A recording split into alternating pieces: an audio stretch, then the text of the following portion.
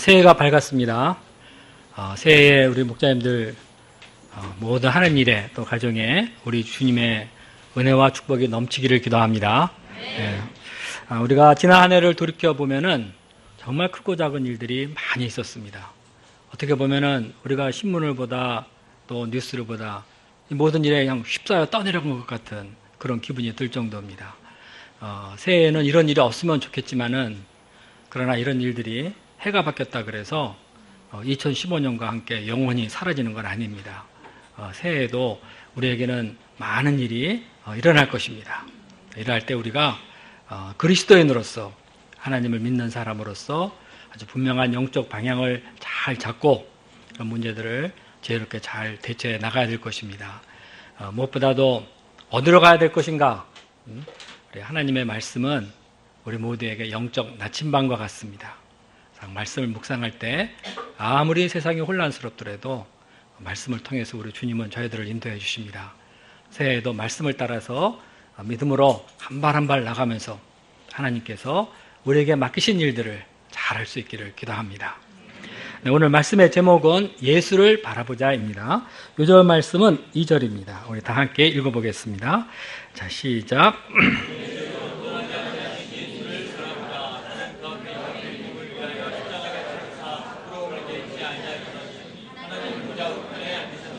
네, 기도하겠습니다. 하나님 아버지, 우리 주님께서 저희들에게 2016년 첫 예배를 드릴 수 있도록 도와주셔서 감사합니다. 세상이 거칠고 참 죄악되고 참 저희들이 감당하기에는 어려움이 많이 있습니다. 그러나 우리 주님께서 저희들에게 지난 한 해 하나님 말씀으로 대행하시고 때를 따라 위로하시고 하나님 말씀을 주셔서 저희들을 이제까지 인도하신 것을 감사합니다. 새해에도 저희들이 주의 말씀을 따라서 나아갈 수 있도록 도와주시옵소서. 주의 말씀은 내 발의 등이라 하였습니다. 아버지 하나님이 어둡고 캄캄한 이러한 때에 우리가 주의 말씀의 빛을 따라 주님의 인도하심을 따라 앞으로 나갈 수 있도록 도와주시고 또 이러한 때에 더욱더 주의 일에 힘쓸 수 있도록 도와주십시오. 이 시간 저희가 새해 첫 예배 말씀으로 예수를 바라보자 이 음성을 듣고자 합니다. 성령께서 함께하여 주시옵소서. 예수님의 이름으로 기도했습니다. 아멘. 2016년 새해가 시작되었습니다. 해마다 새해가 시작되면은 우리는 크고 작은 목표를 세우고 한 해를 출발합니다.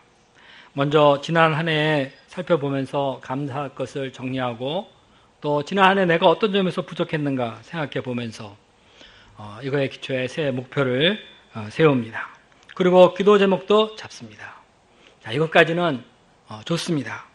정말 이렇게 하는 것이 맞습니다. 그런데 우리가 이 새해 출발선상에 있어서 이 믿음의 경주를 할 때 기억해야 할 것이 있습니다. 우리가 새해에 잡은 이런 모든 목표들, 기도 제목이 그야말로 그것 자체로 끝나지 않게 하기 위해서 우리가 이 믿음의 경주를 할 때 취해야 할 자세들이 있습니다. 자, 그것이 무엇입니까? 오늘 말씀은 저희가 어떻게 하면 믿음의 경주를 끝까지 잘할 수 있는가에 대해서 말해주고 있습니다. 자, 먼저 1절을 보십시오. 이러므로 우리에게 구름과 같이 둘러싼 허다한 증인들이 있으니 모든 무거운 것과 얽매이기 쉬운 죄를 벗어버리고 인내로써 우리 앞에 당한 경주를 하며. 당시 히브리 성도들은 예수님을 믿는 것 때문에 박해받고 있었습니다. 처음에 그들은 예수님을 믿으면서 영생의 기쁨을 누렸고 이 예수님 때문에 마음에 감사가 넘쳤습니다. 그러나 동족들로부터 오해를 받고 회유를 당하고 또 왕따가 될 때는 힘들었습니다. 적지 않은 사람들이 자기가 가는 이 길이 과연 옳은 길인지 의심이 들고 믿음이 흔들리기까지 했습니다. 그래서 이 히브리서 기자는 이들을 위해서 구약의 기초에서 우리가 믿는 이 예수님이 바로 그 예언된 그리스도다 하는 것을 아주 길게 변증하고 증거하였습니다. 그래서 여러분들이 지금 예수님을 믿는 것은 정말 잘된 일입니다. 여러분은 예수를 믿음으로 그야말로 영생의 축복을 누리게 되었습니다. 여러분 축하합니다 하는 이런 식의 글을 쓴 것입니다. 그리고 이제 여러분들이 해야 될 일은 이 믿음을 끝까지 지키는 것이다 하고 말하고자 합니다. 그래서 이 히브리서 저자는 11장에서 아벨, 에녹, 아브라함, 이삭, 야곱, 모세, 여호수아, 기드온 등 수많은 믿음의 선진들의 믿음에 대해서 말해 주었습니다. 이제 이들과 같이 우리도 믿음으로 끝까지 달려야 합니다 하고 지금 권면을 하고 있는 것입니다.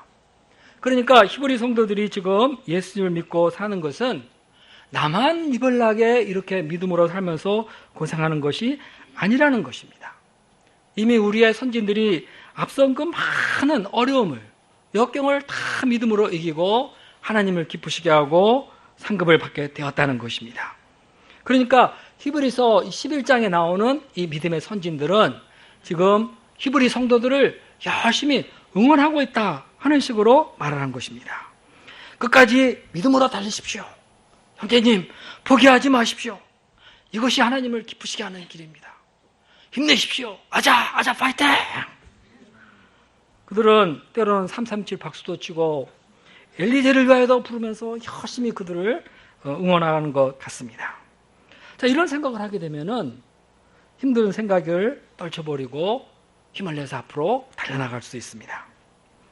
우리는 우리 앞에 당한 경주를 해야 하는 사람들입니다. 다시 말해서 우리 앞에는 설정된 목표가 있다는 것입니다.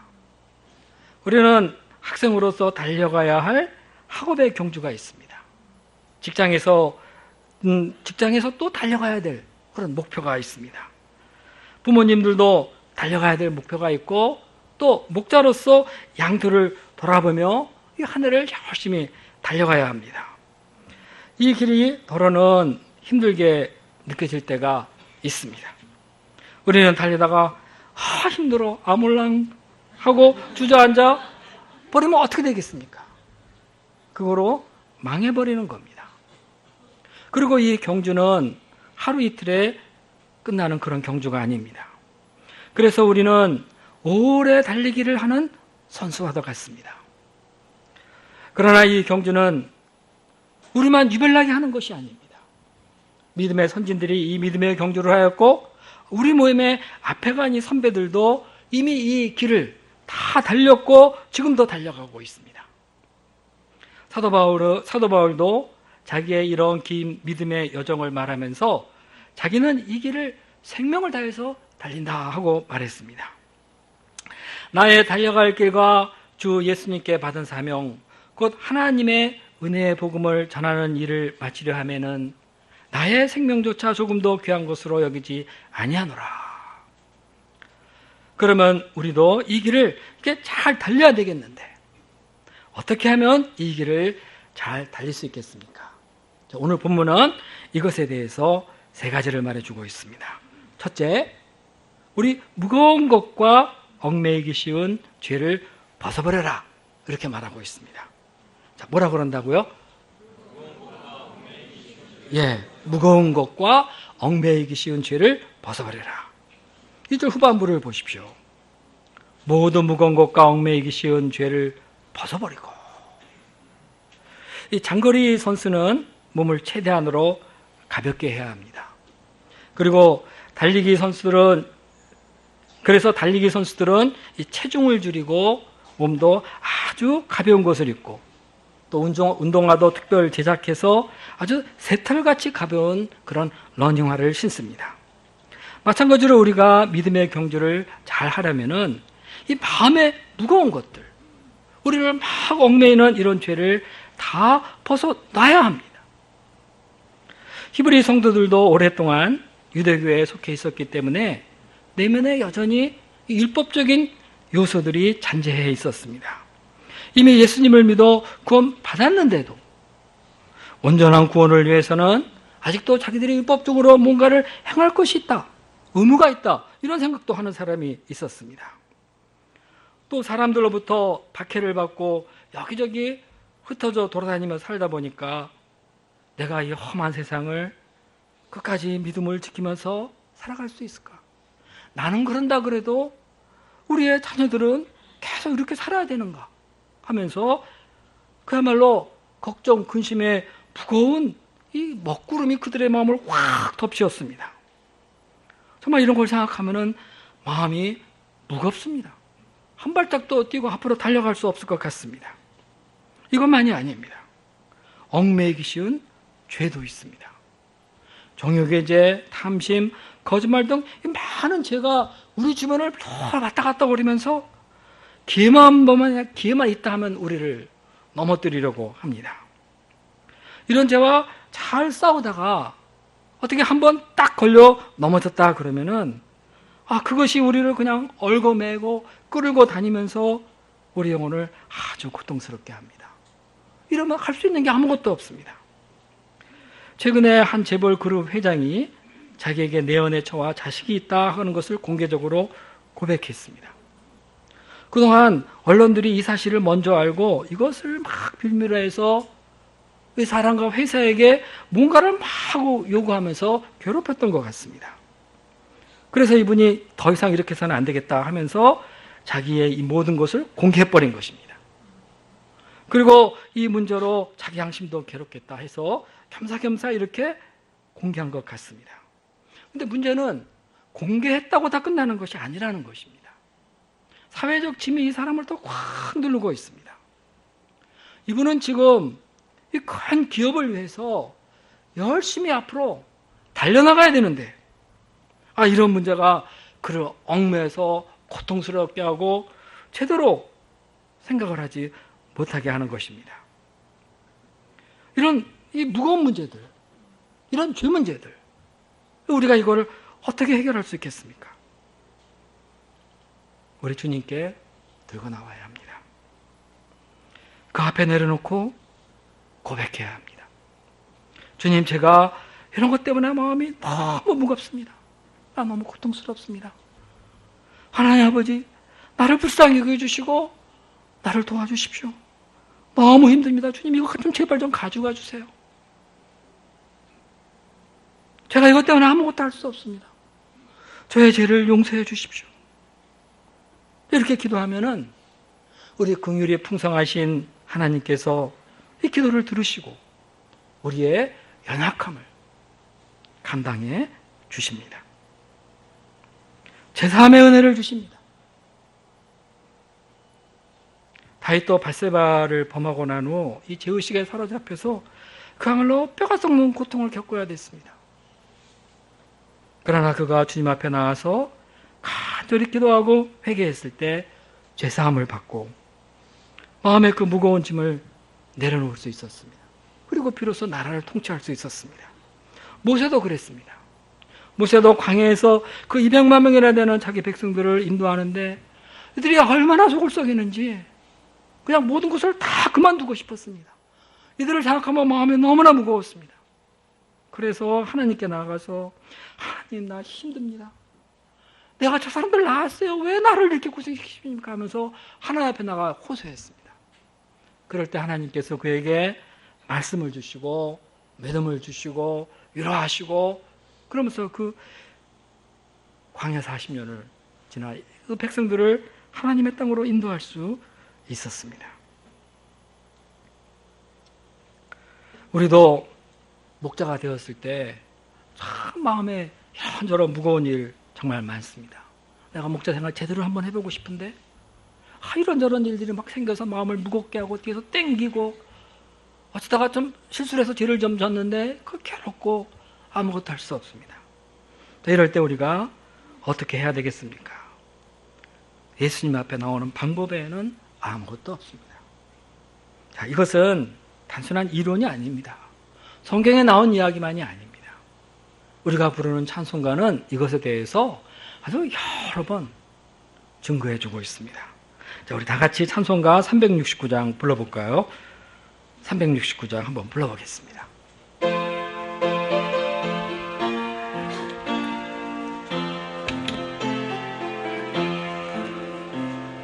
죄짐 맡은 우리 구주 어찌 좋은 친구인지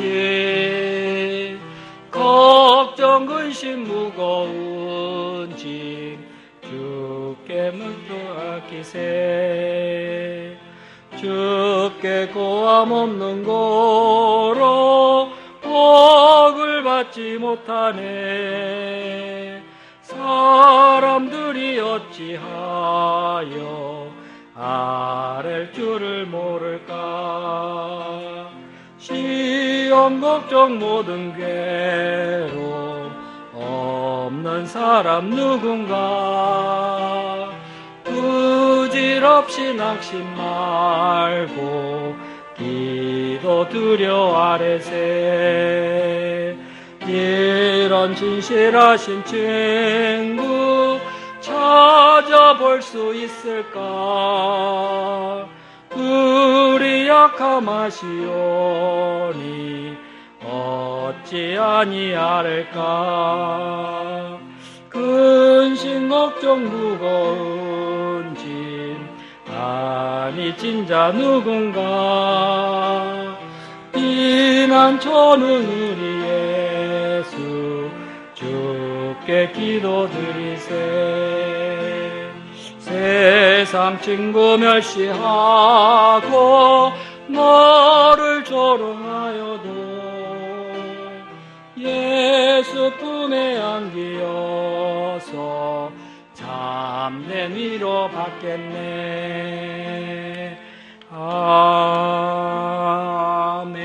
아멘 새해는 우리가 지고 있는 짐들 여러 가지 어려운 점들 혼자 끌어안고 끙끙댈 것이 아니라 우리 주님께 나와서 기도로 아래서 내려놓고 사뿐한 발로 우리 목표를 향해서 달려갈 수 있기를 기도합니다. 둘째로 우리는 믿음의 경주를 할 때 인내해야 합니다. 자, 무엇을 해야 된다고요? 인내를 해야 됩니다. 인내가 뭐죠? 글자 그대로 풀이하면 오래 참는 걸 말합니다. 자, 왜 우리가 인내를 해야 됩니까? 힘들 때가 많기 때문입니다. 그 인내로 모든 걸 참아야 완주할 수 있기 때문에 그렇습니다. 마라톤 경기를 해본 사람은 알지만 얼마쯤 달리다 보면 정말 더 이상 죽어도 못 달릴 것 같은 내가 더 달리다가 그 지점에서 죽어버릴 것 같은 그런 지점에 도달할 때가 있습니다. 이때는 숨 쉬는 것도 귀찮고 다 포기하고 싶습니다. 그래서 이 마라톤 선수들은 이때 너무나 괴로우니까 옆에서 오는 자동차에 확 뛰어들어가서 죽어버리고 싶다는 그런 유혹을 받습니다. 그러다가 또 어떤 오르막 구간을 만나면은 너무 힘들어서 발을 떼는 것조차도 어렵습니다. 달려본 것처럼 제가 이렇게 얘기를 하는데 제가 많이 달려봤어요. 왕십리에서 저 천호대교까지 아침마다 뛰었습니다. 그러면 저 워커힐 돌아오는 길에 워커힐 이렇게 언덕이 있어요. 거기가 데드포인트예요. 내가 기억하고 있어요. 내가 왜 뛰었나 이런 생각이 들고 날마다 뛰었어요. 근데 어느 날이 제일 좋은 줄 알아요? 그때? 비 오는 날 제일 좋습니다. 오늘 안 뛰어도 되겠구나. 자, 우리가 이래 출발은 분명히 금메달을 목표로 해서 아주 의욕적으로 달렸는데 꿈이 있었는데 이 지점에 오게 되면은 금메달이고 뭐고 탁 집어치우고 그대로 주저앉아 모든 것을 끝내고 싶습니다. 군인들도 훈련을 받을 때 고지를 향해 뛰는데 어느 순간 너무 힘들어요. 이놈의 총이 이렇게 무거운지 이 총 그냥 다 그냥 내팽개쳐 버리고 싶습니다. 그럼 어떻게 돼요?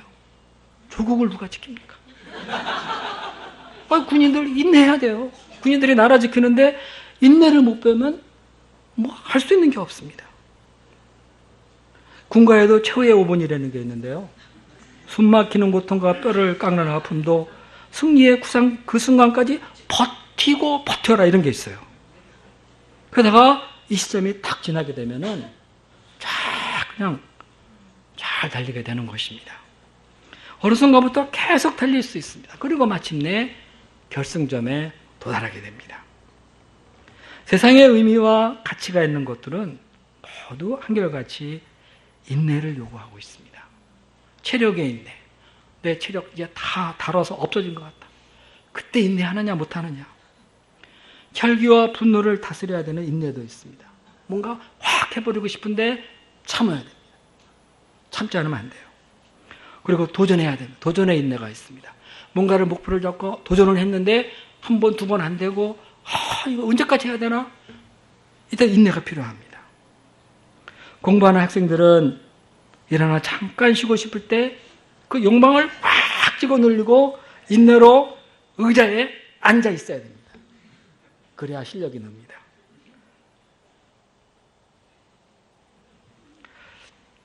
우리가 믿음의 경주를 할 때도 참고 또 참고 그래야 될 때가 한두 번이 아닙니다.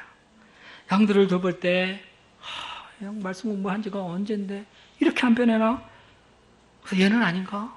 이렇게 생각하면서 뭔가를 좀 그만두고 싶은 그런 생각이 듭니다. 이럴 때도 마찬가지예요. 인내가 필요합니다. 인내가 필요해요.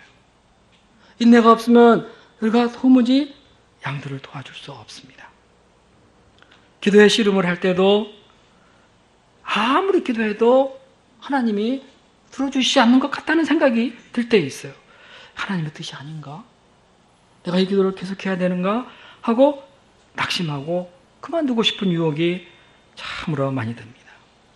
이때도 아직 그 이 기도 때문에 뭔가가 이렇게 저렇게 판결이 확실하게 날 때까지는 계속 기도해야 됩니다. 예수님도 그래서 말씀하지 않으셨습니까? 낙심하지 말고 기도하라 하면서 과부의 기도를 가르쳐 주셨어요. 우리가 새해에는 무엇을 하든지 이 설정한 목표를 향해서 인내의 경주를 할 수 있기를 간절히 기도합니다. 인내를 배워야 합니다. 인내를 배울 때 우리는 연단이 되고 강해지고 마침내 소망을 이룰 수 있습니다. 우리가 인내를 배울 때 이 인내를 통해서 얻는 것이 참 많습니다. 유명한 음악가가 되려도요, 인내를 해야 돼요. 무슨 피아노 협주곡을 한번 친다 할 때 인내로 무지무지하게 해야 됩니다. 그럴 때 아름답고 화려한 연주를 할 수 있는 겁니다. 마침내 소망을 이루는 겁니다. 사도 바울이 로마서 5장 3, 4절에서 이렇게 말했습니다. 다만 이뿐만 아니라 우리가 환난 중에서도 즐거워하나니 이는 환난은 인내를, 인내는 연단은 소망을 이루는 줄 아멘이라. 우리가 새해에는 인내 배울 수 있기를 기도합니다. 인내에 익숙한 사람 될 수 있기를 기도합니다. 셋째, 우리는 믿음의 경주를 잘 하기 위해서 예수님께 눈을 고정시켜야 됩니다. 자, 뭐라고요? 예수님께 눈을 고정시켜야 합니다. 자, 2절 전반부를 다시 보십시오. 믿음의 주요 온전케 하신 이인 예수를 바라보자. 이 예수님은 믿음의 주가 되시고 믿음이 무엇인가에 대해서 우리에게 아주 온전한 분을 보여주셨습니다. 할 수 있거든요. 무슨 말이냐. 믿는 자에겐 능치 못할 일이 없다. 하나님을 믿어라. 이렇게 하면서 누구든지 산더러 들려 저 바다에 던져라. 이렇게 되면 그 말하는 것을 믿으면 그대로 된다. 이러면서 믿음의 능력에 대해서 보여주시고 가르쳐 주셨습니다. 나라 내 믿음이 너를 구원하였다 하면서 믿음이 구원에 이르게 한다 하는 것도 가르쳐 주셨습니다. 또 예수님은 이 믿음의 완성자가 되십니다. 예수님은 믿음으로 사시되 마지막까지 믿음의 경주를 하시면서 사명과 그 상과 사명 모든 부분에서 온전하게 승리하셨습니다. 믿음을 그야말로 완성하신 분이십니다. 그러므로 우리가 믿음의 경주를 할 때는 이 예수님을 바라봐야 됩니다. 자, 이게 예수님을 바라보자는 말이, 바라본다는 말이 fix our eyes on Jesus 되어 있어요. fix 이거 하면은 그냥 못질을 탕탕탕 해가지고 움직이지 않게 고정시켜버리는 겁니다. 오직 예수님만 바라보게 하는 겁니다.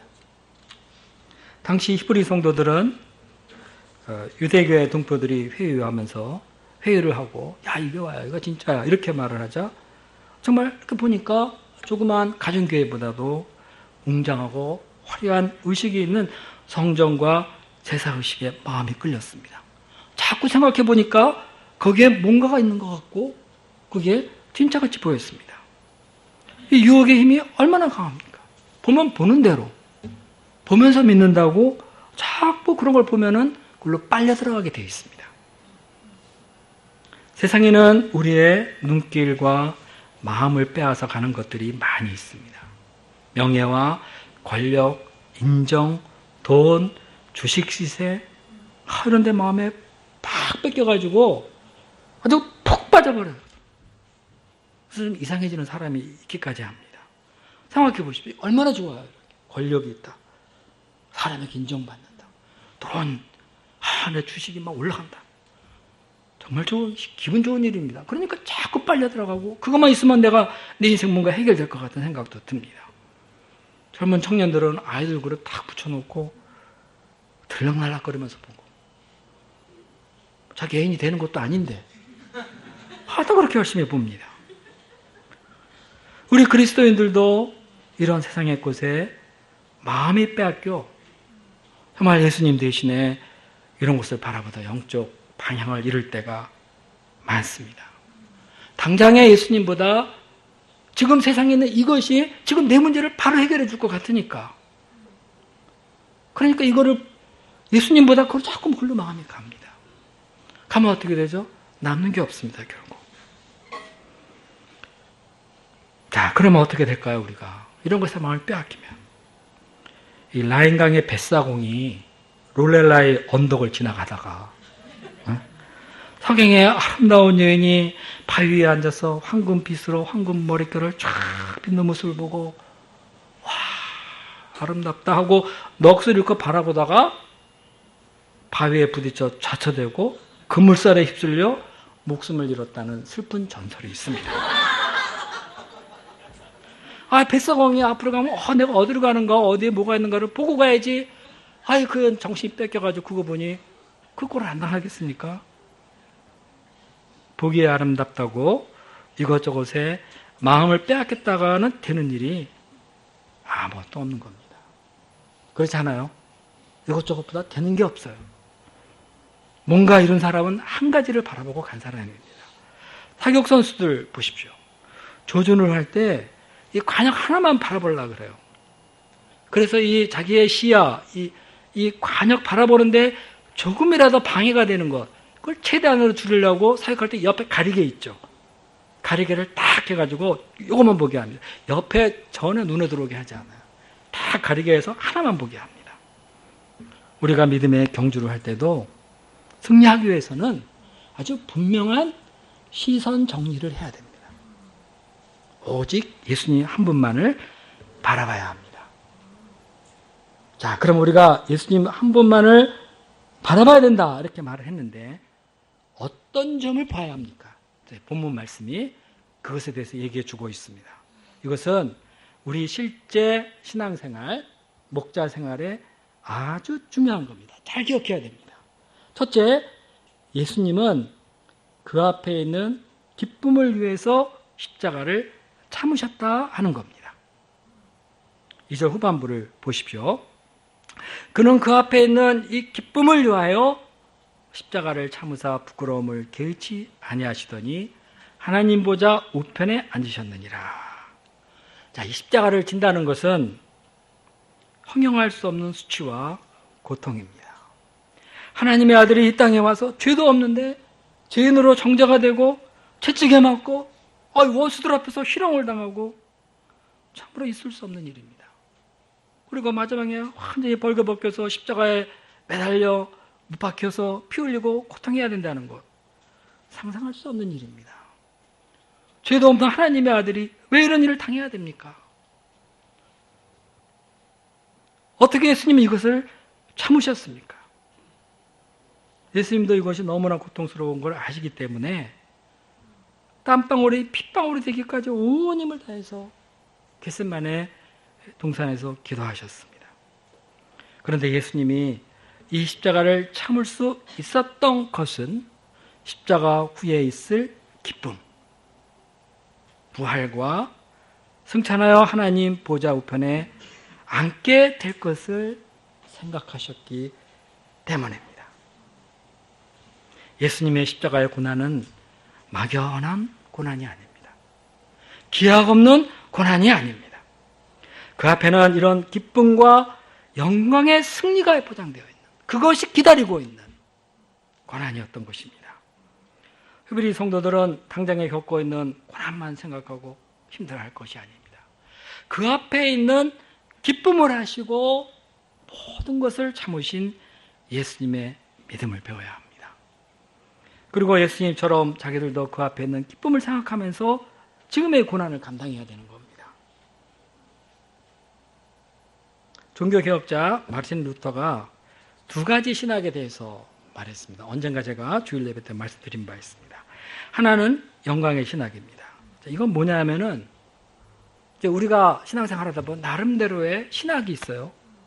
내가 신앙생활하는 원칙이 있습니다. 그에 따라 하게 되는데 하나가 영광의 신학이에요. 그것은 십자가 없이 하나님 영광에 들어가려고 하는 거예요. 자신이 죄인 줄도 모르고 그 엄청나고 영광스러운 하나님의 위엄에 그냥 싹 들어가서 합해버리려고 하는, 그걸 누리려고 하는 그러한 신학입니다. 이건 상당히 교만한 신학이죠. 다른 하나는 십자가 신학입니다.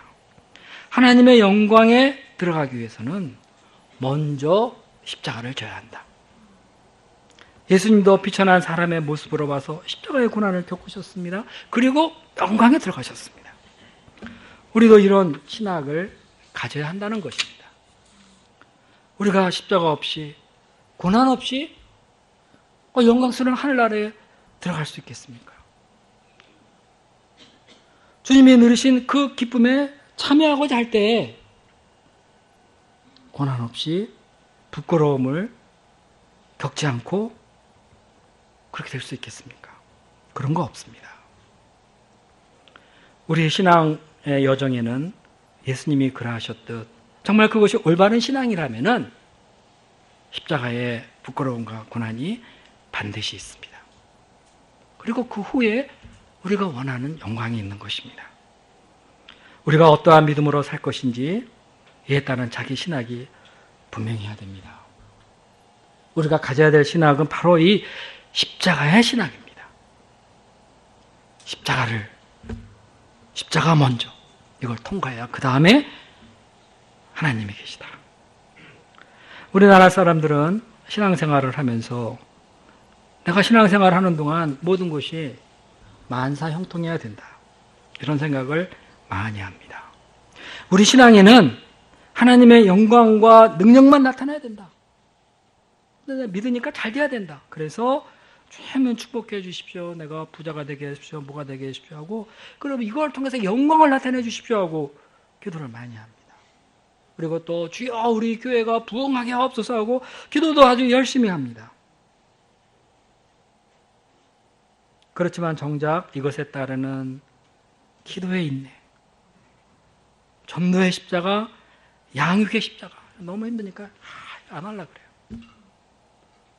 그러면서 좋기만 바랍니다.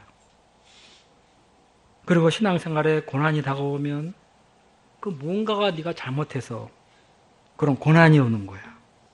또 뭔가가 잘못한 게 있어. 지금 그런 일이 생긴 거 보니까 그래서 회개하라 뭐 이런 얘기를 하면서 고난 자체를 아주 부정적으로 여깁니다. 네가 기도하고 열심히 하면은 양도 축축축 잘 자라고 그러는 거지. 네가 기도 안 하니까 이렇게 힘든 거야. 그거 아니죠. 우리가 제대로 신앙생활 하니까 그 가정에서 이런 어려움이 생기는 겁니다. 당연한 겁니다, 그런 건. 자, 우리가 이런 영광의 신학을 벗어버려야 되겠습니다. 우리가 이 죄악된 세상에서 믿음으로 살아가는데, 주님을 기쁘시게 하기 위해서 살아가는데, 주님을 위해서 살고자 하는데 어떻게 박해와 고난이 없을 수 있겠습니까? 제대로 된 신앙에는 반드시 고난이 따릅니다. 그러나 이 고난과 부끄러움 뒤에는 기쁨이 있다. 이것을 알고 믿음의 경주를 하는 것, 이것이 바로 우리가 취해야 될 십자가의 신학입니다. 바로 지금 2절 후반부 말씀이 그것입니다. 그는 그 앞에 있는 기쁨을 위하여 십자가를 참으사 부끄러움을 개의치 아니하시더니 하나님 보좌 우편에 앉으셨느니라. 자, 둘째로 우리가 예수님께 시선을 고정시켜 보아야 할 것. 그러니까 잠시라도 잊어서는 안 되는 것. 이 히브리서 기자는 뭘 얘기했냐면은 죄인들의 거역을 참으신 예수님을 바라보라. 3절 보겠습니다. 너희가 피곤하여 낙심하지 않기 위하여 죄인들이 이같이 자기에게 거역한 일을 참으신 일을 생각하라. 예수님은 유대 배반을 참으셨습니다. 3년 동안 그냥 병 고쳐주고 먹일 거 주면서 섬겼던 그 백성들이 어느 날 다 배반하고 예수님을 십자가 못 박으라 그랬습니다. 바리새인 제사장들의 이 거역을 다 참으셨습니다. 예수님은 수제자가 자기 하룻밤 사이에 3번 부인하는 거 다 참으셨습니다. 예수님의 공생애를 가만히 들여다보면은 어찌 보면은 거역하는 죄인들을 참으신 3년이다. 이렇게도 말할 수 있습니다. 자, 우리가 믿음의 길을 달리다가 언제 낙심하고 지치게 됩니까? 할 일이 너무 많아 지칩니까? 할 일이 많으면 행복한 겁니다. 일이 너무 어려워서 힘들어 지칩니까? 어려우면 배우면 되는 거죠. 가장 힘든 것은 거역하는 사람을 만날 때입니다. 불순종하고 비방하는 사람을 만날 때 그것처럼 힘든 일이 없어요. 아무리 참아도 얕잡아보고 말을 계속 함부로 하고 거스리면은 정말 찾기 힘듭니다. 이런 사람 참느니 내가 차라리 죽어버리겠다 할 정도입니다. 자기가 온 마음을 다해서 사랑하고 섬겨주는 자녀들이 함부로 막 거스릴 때 정말 괴롭습니다. 직장의 하급 직원들이 거역할 때 아버지가 힘들죠. 그렇다고 해서 목자 체면에 막 어떻게 할 수도 없고 참아야 됩니다. 거역하는 거 참아야 돼요. 후배가 선배에게 대들 때 아이고 정말 힘들어요. 선생님은 학생들이 함부로 말하면서 막 거스릴 때 힘듭니다. 잘 도와줬던 양들이 어느 날 거역하면서 뭐라고 막 할 때 정말 참기 힘듭니다. 이런 일 몇 번 당하면은 더 이상 양치고 싶지 않습니다. 우리의 영혼이 막 낙심이 돼서 지쳐버리고. 그래서 이제 우리에게 돌아다니고 목자 사표내겠다는 거예요. 이거 참, 이거 완전 뼈 아픈 경험이 있는 일이에요. 목자 사표낼래? 이렇게. 이런 거역하는 사람들을 만날 때 우리가 받는 이 마음의 상처가 이만저만이 아닌 겁니다. 다 그만두고 싶어요. 정말 조용히 지구를 떠나고 싶은 그런 마음이 듭니다. 자, 그런데 이때에 이 히브리서 기자가 하는 말은 예수를 바라봐라. 예수님도 그렇게 제자들과 사람들을 사랑으로 섬겨줬어도 거역당하고 십자가에 매달려 죽기까지 하셨는데, 하물며 우리가 거역당하는 게 뭐가 이상하냐? 우리가 예수님보다 훌륭해요? 못하잖아요. 거역당하는 거 당연한 겁니다. 예수님은 사람을 정말 잘 참으셨습니다. 무엇보다도 나 같은 죄인을 참으셨습니다. 예수님은 정말 나를 참으신 걸 생각해 볼 때 정말 잘 참으시는 분이시다 하는 걸 우리가 알 수 있습니다. 생각해 보면은 나 자신이 유다처럼 배반을 했고 백성처럼 매운방덕하고 예수님 거역하기를 얼마나 반복했습니까? 주님은 이런 나의 원망의 말, 불신의 말, 거역의 말을 다 참으시고 끝까지 다 들어주시면서 말없이 섬겨주셨습니다. 이것을 생각할 때 우리가 역지사지하면서 참아야 하는 것입니다. 나만 이런 일을 겪는 겁니까? 아닙니다. 우리 목자님들이 양치면서 다 겪고 있는 겁니다.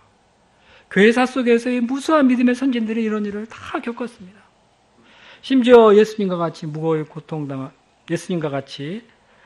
고통당하면서 순교하는 사람까지도 참 많았습니다.